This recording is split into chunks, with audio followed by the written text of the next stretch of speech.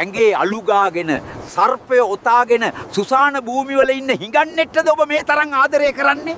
පාර්වතී දේවියගේ උප්පත්ති කතාවේ එක් ජනප්‍රවාදයක්. දුර ඈත අතීතේ තම ආදරණීය බිරිඳ වූ සති දේවියගේ අකල් මරණයෙන් පසුව ශිව දෙවියන් දැඩිසේ කම්පනයට පත් වුණා. සියලු ලෞකික බැඳීම් අත්හැර දෙමු එතුමා හිමාලයේ කෛලාස පර්වතයේ මුදුනේ වසර දහස් ගණනක් පුරා මහා භාවනාවක නිමග්න වුණා. ශිව දෙවියන් භාවනා කරන මේ කාලයේදී තාරකාසුර නම් වූ අතිශය බලවත් සහ කුරිරු අසුරයෙක් යක්ෂයෙක් ලෝකය ආක්‍රමණය කළා. ඔහුට විශ්වයේ මැවුම් කර වූ බ්‍රහ්ම දෙවියන්ගෙන් අපූරු වරමක් ලැබී තිබුණා. එනම් ඔහුව විනාශ කළ හැක්කේ ශිව දෙවියන්ගේ පුත්‍රයෙකුට පමණක් බවයි. මාව මරන්න පුතෙක් කොහෙන්ද? මමයි දැන් මුළු විශ්වයේම රජු. තාරකාසුරගේ මේ භීෂණය දරාගත නොහැකි වූ අනෙකුත් දෙවිවරු විශ්වයේ මහා මාතාව වූ ආදි පරාශක්ති මෑණියන් වෙත ගොස් කන්න ලව් කළා.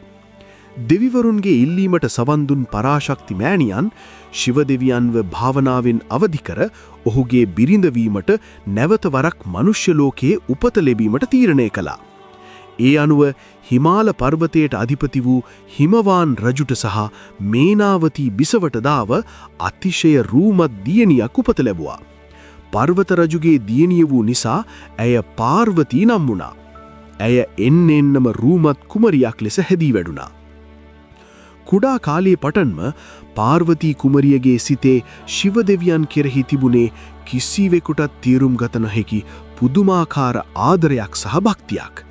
ඇය නිතරම කෛලාස පර්වතයේ දෙස බලාගෙන කවදා හෝ දිනක තමාගේ ස්වාමියා වන්නේ ශිව දෙවියන් පමණක් යයි සිහින මැව්වා.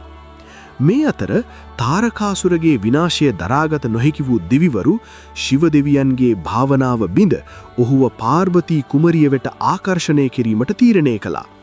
ඒ සඳහා ඔවුන් යව්වේ ආදරයට අධිපති වූ කාමදේව දෙවියන් වයි.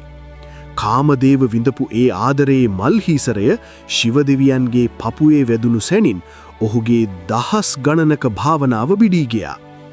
භාවනාව බිඳ දෙමීම ගැන ශිව දෙවියන්ට ඇතිහුනේ විශ්වයම වෙවුලන තරමේ මහා කෝපයක්.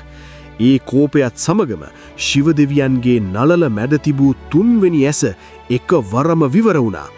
ඒ තුන්වෙනි ඇසෙන් පිට වුණු මහා ගිනි දැල්ලට හසු වුණු කාමදේව ක්ෂණයකින් අලු බවට පත් වුණා. මේ දුටු පාර්වතී කුමරිය තේරුම් ගත්තා තමන්ගේ සුන්දරත්වයෙන් හෝ වෙනත් බලයකින් ශිව දෙවියන්ගේ සිට දිනා ගන්න බැහැ කියලා. මාගේ ස්වාමීනි, මගේ රූපයෙන් ඔබව දිනන්න බෑ. මම මගේ මුළු ආත්මයම ඔබට පූජා කරනවා. ඇයට අවශ්‍ය වුණේ තමන්ගේ රූපය නෙවෙයි, තමන්ගේ ආත්මයේ භක්තිය එතුමාට පෙන්වන්නයි. ගෞරි ශිඛරය නම් වූ අතිශය කටුක පර්වතයකට ගිය ඇය ශිව දෙවියන් වෙනුවෙන් ඝෝර තපසක් මහා භාවනාවක් ආරම්භ කළා.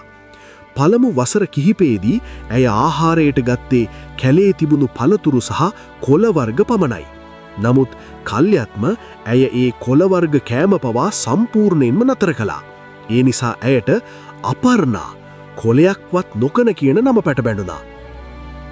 දැඩි හිරු රශ්මිය, මහා වර්ෂාව සහ මිදෙන තරමේ සීතල හිම කුණාටු මැද ඇය එක කකුලකින් හිටගෙන අවුරුදු දහස් ගණනක් තපස් රැක්කා.